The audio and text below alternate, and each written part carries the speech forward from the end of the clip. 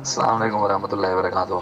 जनाब, ये तो इंतहाई जाहिलाना ट्वीट है ना कि जमहूरी इलेक्शनों में मौलवी आसिया मसीह और साद रिजवी का वोट बराबर है, इसमें हिस्सा लेकर दीन तख्त पर लाने का रास्ता भी तौहीन रिसालत का रास्ता है। तो वही जन्म मेरे आका मौला सल्लल्लाहु अलैहि वसल्लम आप मक्के में आए थे ना, तो अगर आप ज़ाहिरी तौर पर देखें ना, वैसे मेरे आका पूरी कायनात के मालिक हैं।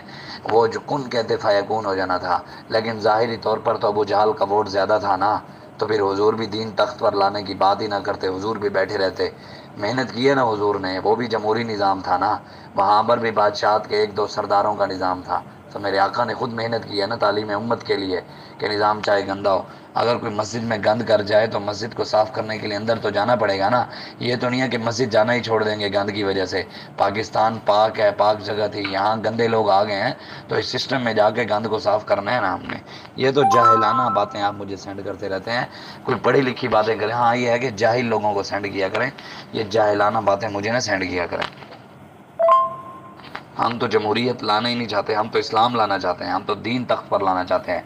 हमारे कायदीन में से आप एक किसी एक का जुमला लाएं जिसके अंदर कायदीन ने फरमाया हो, या बाबा जी ने फरमाया हो, या साद भाई ने फरमाया हो, या हमने कहा हो कि हम जमहूरियत लाएंगे।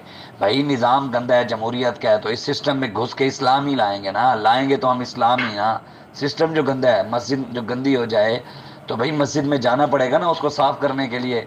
या जाना छोड़ देंगे भाई ये मस्जिद ही अब गंदी हो गई है, सारा गंद गंद हो गया है, अब इसमें जाना ही नहीं है। ये तो बात ही नहीं है ना, ये तो जाहिलों वाली बातें हैं।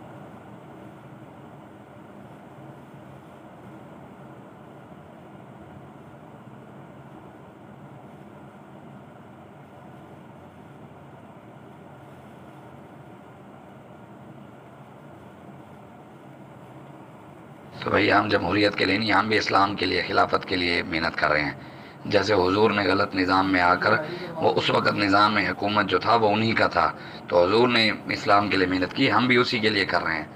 आपके दिमाग के अंदर वो दिमाग है नहीं ना खोपड़ी के अंदर, इसलिए आपको समझ नहीं आ रहा।